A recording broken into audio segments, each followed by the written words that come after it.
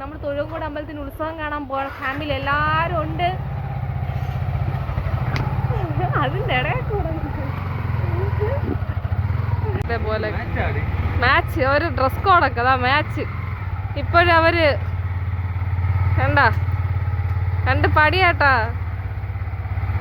മുടുകുത്തൻ തേരിയാണ് guys. ഈ മുതുക്ക് തേരി അങ്ങ് ഇറങ്ങണം. ഉക്കൻ തേരിയായി ഇപ്പൊ കേട്ടോ.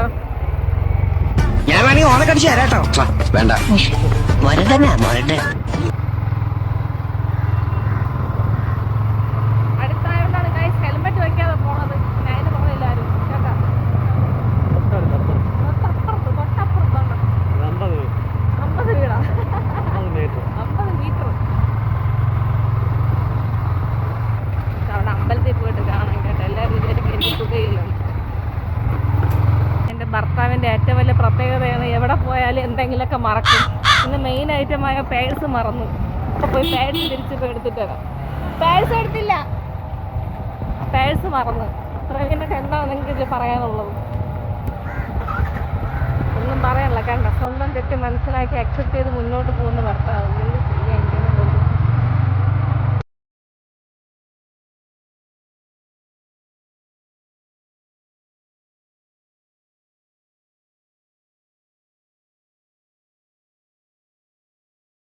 പ്രത്യേകതയാണ് എവിടെയെങ്കിലും പോയി എന്തെങ്കിലുമൊക്കെ മറന്നു വെച്ചിട്ട് വരിക എന്നുള്ളത്.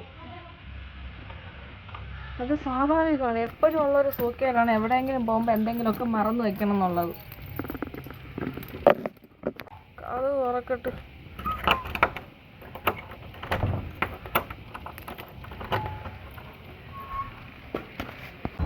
അങ്ങനെ നമ്മളെല്ലാവരും തൊഴുകോട് അമ്പലത്തിലെത്തിയേ.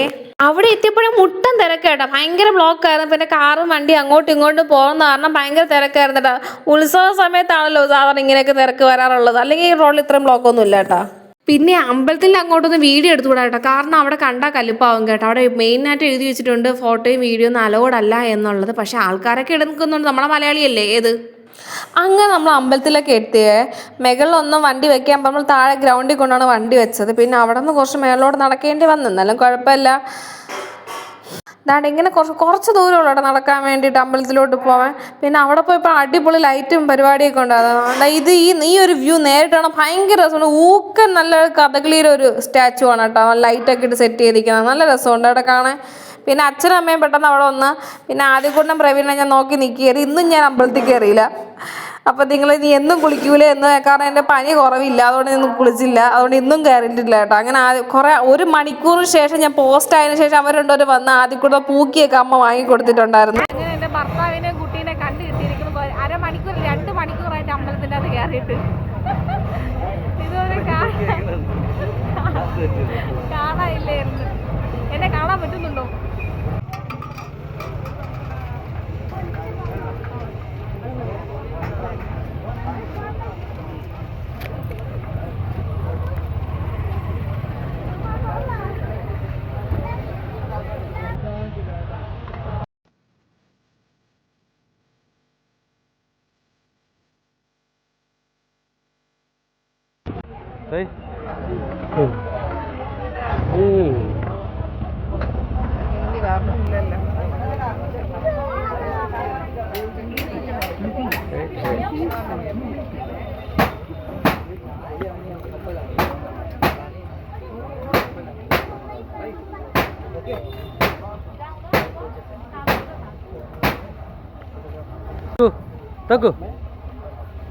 Teguh.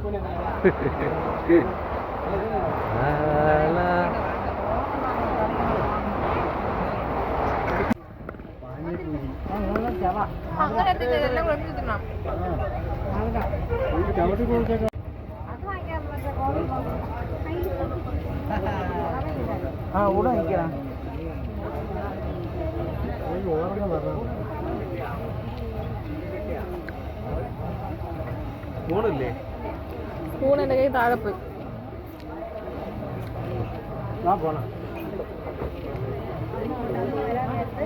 അടുത്ത ട്രിപ്പ് പോയിരിക്കുന്ന അവള് അടുത്ത കോളിഫ്ലവർ വാങ്ങിക്കാൻ വേണ്ടി. കൂടുതൽ കറക്റ്റാ കൊടുത്താൽ നമുക്ക് 50 കിലോ കൊടുത്താൽ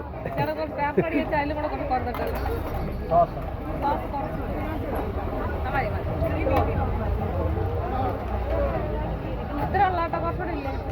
തീരെ മതി.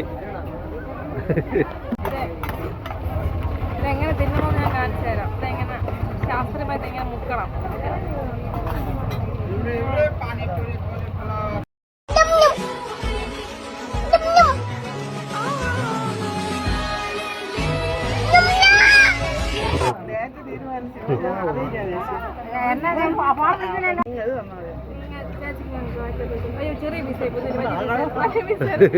നമ്മള് മാറിപ്പോണ്ട് കളിപ്പാട്ടം നോക്കാൻ വേണ്ടി പോയിരിക്കുകയാണ് കേട്ടോ.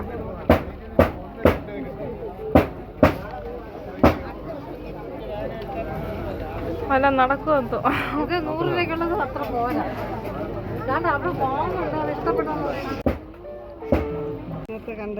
പിന്നല്ലാതെ. ആ ചാന്ത് സിന്ധൂരം നീന്നു.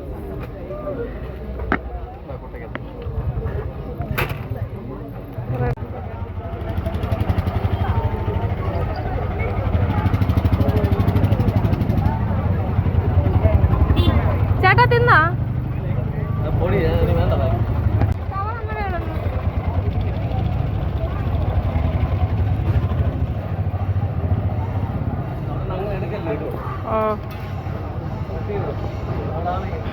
വണ്ടി അങ്ങ് താഴെ ഇരിക്കണം. അപ്പോൾ വണ്ടി പോയി എടുത്തിട്ട് വരാം.